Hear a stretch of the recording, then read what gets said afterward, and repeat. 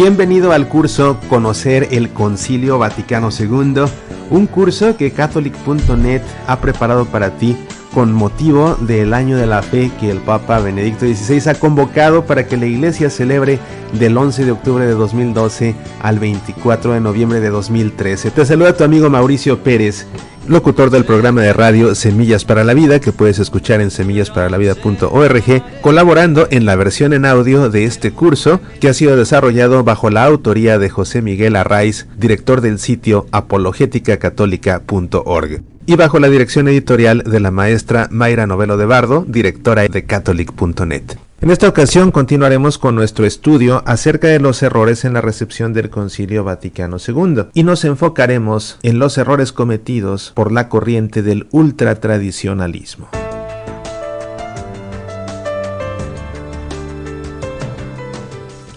Uno de los errores más comunes en cuanto a la recepción del Concilio Vaticano se ha dado en los círculos de una tendencia tradicionalista radical, que afirman que el Concilio Vaticano II se ha apartado de la tradición de la Iglesia en puntos sustanciales y perennes de la fe católica. Algunos de estos grupos, como los sedevacantistas, llegan al extremo de afirmar que la sede apostólica está vacante, es decir, que no hay un papa legítimo, y acusan a los papas posteriores al Concilio Vaticano II de haber caído en esta herejía.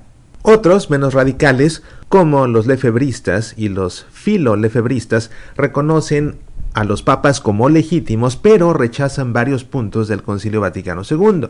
Entre las características comunes entre estos círculos tradicionalistas están el creer que la misa bajo el nuevo ordinario, el Novus Ordo, es inválida, y aquellos que la consideran válida la sostienen como que es objetivamente ofensiva a Dios, y otros calificativos similares. Igualmente creen que el Concilio Vaticano II es cualitativamente diferente de los concilios anteriores, o que es inválido o intrínsecamente herético, o que se trata de un concilio con pensamientos con una ambigüedad modernista, o una corrupción o evolución de la doctrina católica dogmática, como opuesta al consistente desarrollo, tal que no es vinculante a los católicos y puede no ser obedecido. Igualmente, creen que el Vaticano II es la raíz y la causa central de la presente crisis modernista. Creen además que el pontificado de Juan XXIII, de Pablo VI y de Juan Pablo II son cualitativamente diferentes de sus predecesores, o que ellos conscientemente o incluso inconscientemente presiden sobre la destrucción de la tradicional fe católica. Por otro lado, creen que el ecumenismo, o la noción de la libertad religiosa, o la salvación fuera de la Iglesia, propiamente entendida a la luz de la Sagrada Tradición, como ha sido promulgada y desarrollada especialmente por el Vaticano II, es en realidad una radical innovación no presente en la previamente recibida tradición católica. También creen que la Iglesia católica, institucionalmente hablando, puede realmente alejarse de la verdadera fe. Esto incluye entonces conspiratorias de que la Iglesia podría substancial e institucionalmente ser infiltrada por movimientos tales como la masonería, el nuevo orden mundial, el secularismo radical, el humanismo, elementos protestantes, etc. También aplican a la tradición católica el principio protestante del juicio privado y terminan adhiriéndose a una noción imperfecta de la tradición, basada en su propia manera de pensar e inmune a cualquier desarrollo posterior a 1958. Es conveniente que hagamos en esta lección un breve análisis de las objeciones propuestas por estos tradicionalistas. En primer lugar, ¿existe continuidad o ruptura con la tradición de la Iglesia por parte del Vaticano II? Recordarás que mencioné en la lección anterior que el magisterio de la Iglesia ha rechazado reiteradamente la objeción de que el Concilio Vaticano II significó una ruptura con la tradición de la Iglesia, y hemos insistido en que la recta recepción de los textos conciliares está en la hermenéutica de la reforma de la continuidad.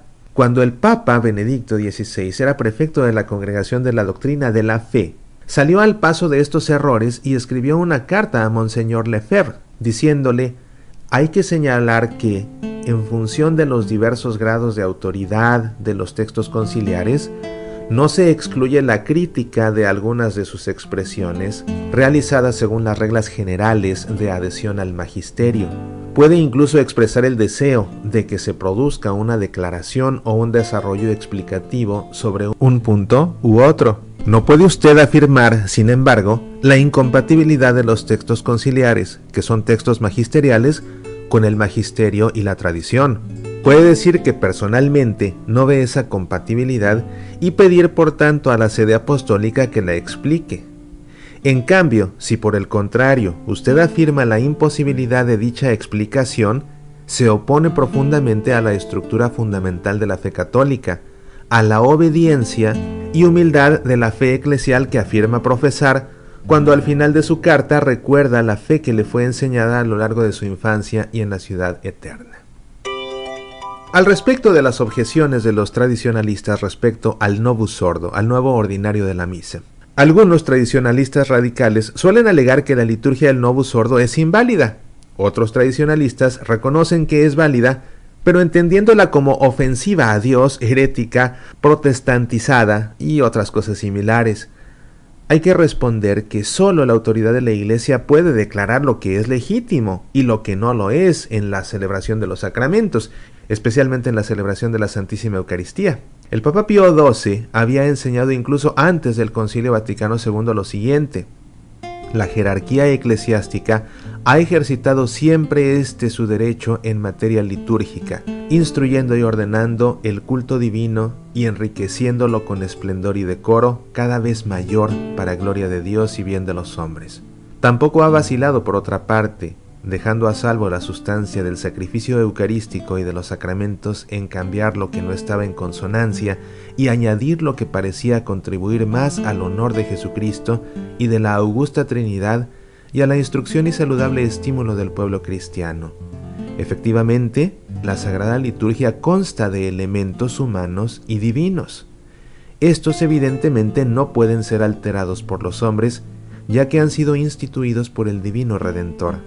Aquellos, en cambio, con aprobación de la jerarquía eclesiástica, asistida por el Espíritu Santo, pueden experimentar modificaciones diversas, según lo exijan los tiempos, las cosas y las almas. De aquí procede la magnífica diversidad de los ritos orientales y occidentales. Y por supuesto, de aquí procede también el nuevo ordinario de la misa tras el Concilio Vaticano II.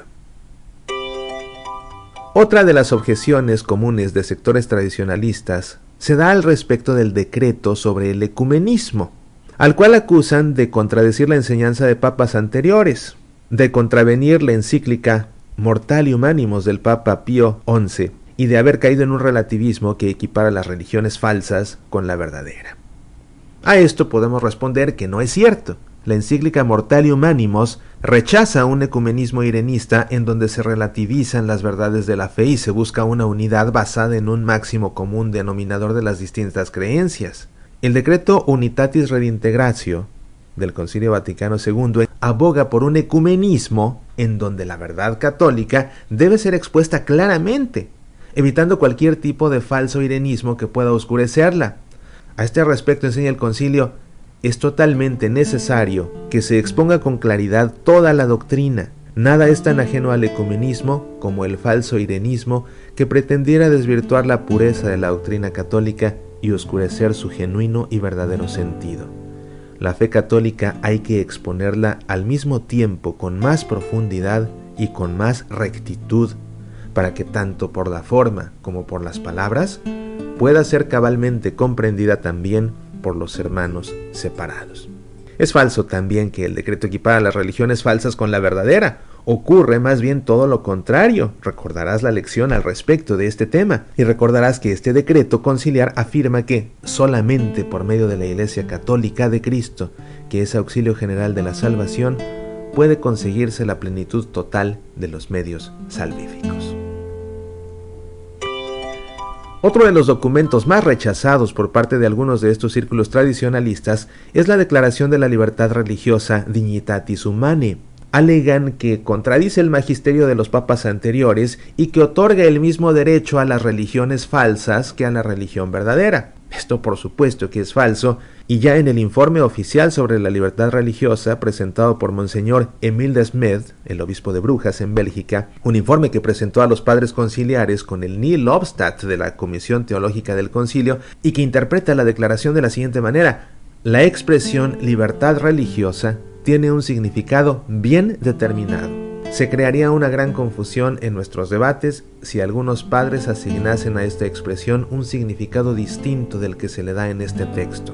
Al defender la libertad religiosa, no se sugiere que le corresponda al ser humano considerar el problema de la religión como le plazca, sin admitir ninguna obligación moral, y decidir a su gusto si abraza o no la religión, es decir, el indiferentismo religioso.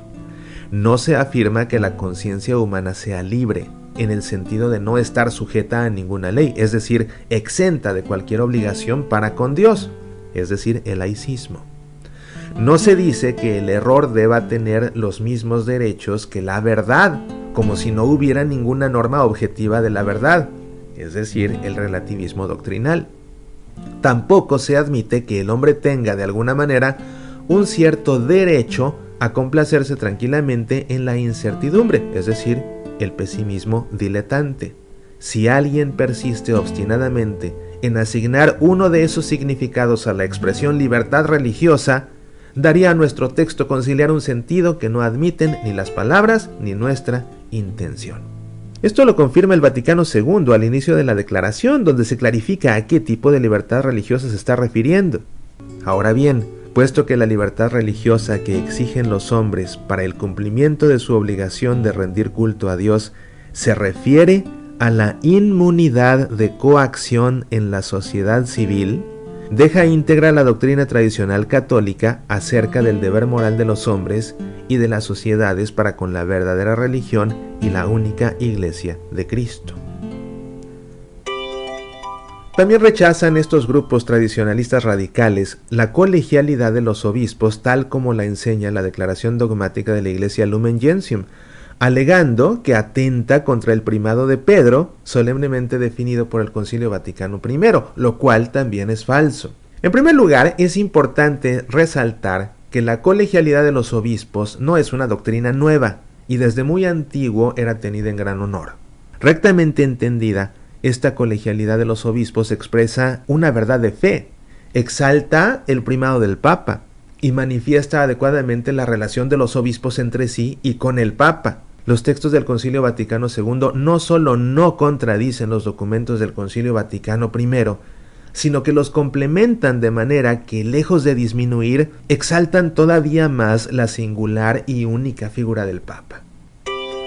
Otra objeción continuamente utilizada por estos grupos tradicionalistas radicales es que el Concilio Vaticano II es un concilio pastoral y, por tanto, solo un ejercicio del magisterio ordinario no infalible del que es lícito disentir sin caer en herejía. Lo primero que hay que resaltar es que, aunque el Concilio Vaticano II sea un concilio pastoral, esto no implica que no sea también doctrinal. El Papa, en su discurso de apertura, aclaraba que por ser pastoral no por eso renunciaba a transmitir la doctrina pura e íntegra sin atenuaciones. Decía el Papa Juan XXIII, el concilio quiere transmitir la doctrina pura e íntegra, sin atenuaciones, que durante 20 siglos, a pesar de las dificultades y luchas, se ha convertido en patrimonio común. Nuestro deber no solo es custodiar este tesoro precioso, como si únicamente nos ocupásemos de la antigüedad, sino también dedicarnos con voluntad diligente, sin temores, a la labor que exige nuestro tiempo, prosiguiendo el camino que la Iglesia recorre desde hace 20 siglos. Una cosa es el depósito mismo de la fe, es decir, las verdades que contiene nuestra venerada doctrina, y otra la manera como se expresa, y de ello ha de tenerse gran cuenta, con paciencia, si fuera necesario, ateniéndose a las normas y exigencias de un magisterio de carácter prevalentemente pastoral. Monseñor Marcel Lefebvre fue una de las personas que intentaron justificar este rechazo al Concilio Vaticano II, alegando que se trataba de un concilio pastoral, pero Monseñor Lefebvre recibió una respuesta tajante del Papa Pablo VI en su momento. Nada de lo decretado en ese concilio, como en las reformas litúrgicas que nos hemos decidido llevar a cabo, se opone a lo que la tradición bimilenaria de la Iglesia considera fundamental e inmutable. De todo esto somos nosotros garantes, en virtud no de nuestras cualidades personales, sino por la tarea que el Señor nos ha confiado como sucesor legítimo de Pedro y de la asistencia especial que nos ha prometido, como a Pedro. He rogado por ti con el fin de que tu fe no desfallezca. Con nosotros es garante de esto el Episcopado Universal. Nuevamente, usted no puede distinguir lo que es pastoral de lo que es dogmático para aceptar algunos textos del concilio y rechazar otros. Más claro no se lo pudo decir el Papa Pablo VI, hablando, como te habrás dado cuenta, en primera persona del plural, como acostumbraban a hacer los papas, refiriéndose a ellos como nos en vez de como yo. Es cierto que el Concilio Vaticano II es magisterio ordinario, pero el magisterio ordinario también exige un tipo especial de asentimiento que se denomina obsequio religioso. A este respecto enseña la Iglesia. El tercer apartado, que dice: me adhiero además con religioso asentimiento de voluntad y entendimiento a las doctrinas enunciadas por el Romano Pontífice o por el Colegio de los Obispos cuando ejercen el magisterio auténtico, aunque no tengan la intención de proclamarlas con un acto definitivo, encuentra su lugar en los cánones 752 del Código de Derecho Canónico y 599 del Código de Cánones de las Iglesias Orientales.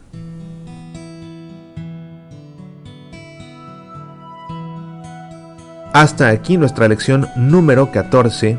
Estamos ya muy cerca de alcanzar la meta en este fantástico curso, así que te espero nuevamente la próxima semana para seguir estudiando acerca de los errores en la recepción del Concilio Vaticano II aquí en Catholic.net.